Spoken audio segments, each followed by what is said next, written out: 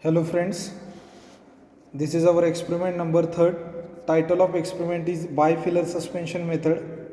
Then aim of this experiment to determine the moment of inertia by using bifilar suspension method. Then learning outcomes for this experiment. So after successful completion of this experiment, students must be able to determine the radius of gyration, mass moment of inertia of the suspended bar with the help of two string. So we are going to finding out the moment of inertia with the help of this bipolar suspension method. Start. So see here, this is our experimental setup for this bifilar suspension method. This is our bar. So we require some observations and we require to find the length, different lengths for this experiment. So this is our typical bar which is suspended at both ends. So for this experiment, the mass of this bar is 2.20 kg. Okay. Then we require a free length of this bar. So with the help of this steel rule, we are going to measure the free length of this bar. That is the total length of this bar.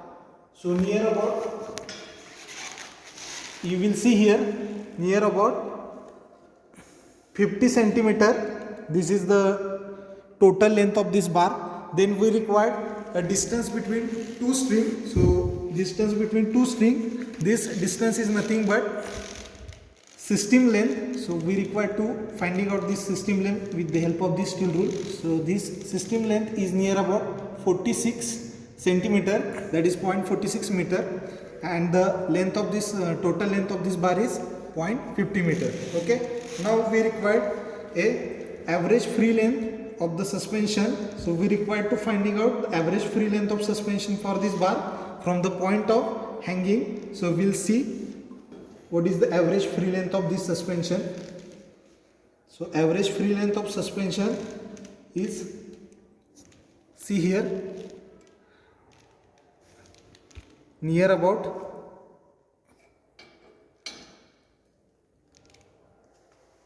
29 centimeter. Okay.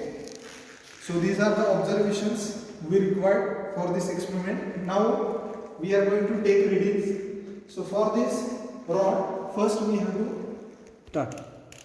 To find out the readings, we require to give a number of oscillations to the bar.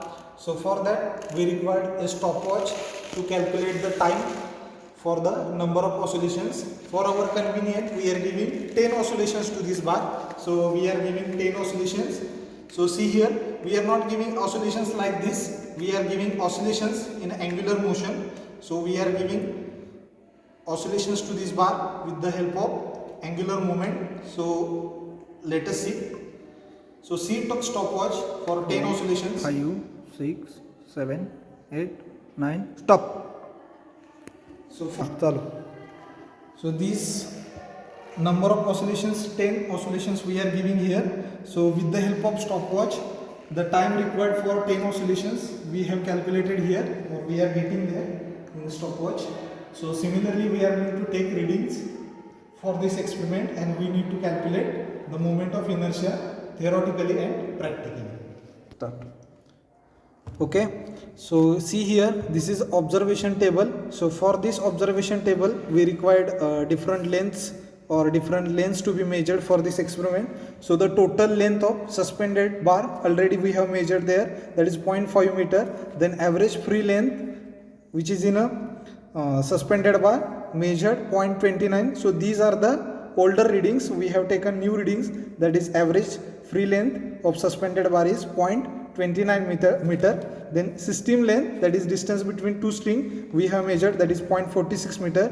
Number of oscillations we have taken, they are 10, and time required for this number of oscillations, that is 10 oscillations, that time is 7.29, that is approximately equal to 7 seconds. Okay. So as per this observation table, we have to calculate the theoretical radius of gyration, then theoretical moment of inertia, and time required, that is time period, theoretical time period. Okay. So from this start. So see here, first we have to calculate K theoretical with the help of this formula, L by 2 into 1 by root 3. So we have observations with us. So from that we have to calculate K theoretical. Similarly, we want to calculate I theoretical, that is moment of inertia, with the help of this equation. We have observations with us, just putting values in this equation we have to find the I theoretical value. Then this is a time period, theoretically we have to calculate. So whatever the time period we got, this time period is for one oscillation. So for number of oscillations we can calculate this theoretical time period by multiplying the number of oscillations. So whatever the value first we got, this is for one oscillation. Just by multiplying with number of oscillations we got time period for theoretical oscillations. Okay, now see here we have to calculate practical time period. So we have taken 10 oscillations, so time required for 10 oscillations, then we got a practical time period. Similarly, we have to got the practical radius of gyration with the help of this equation. Then similarly we can get the practical mass moment of inertia with the help of this equation. So finally our result table for this experiment is that we have to compare the theoretical values with experimental values, whatever we got from the experiment bifilar suspension method.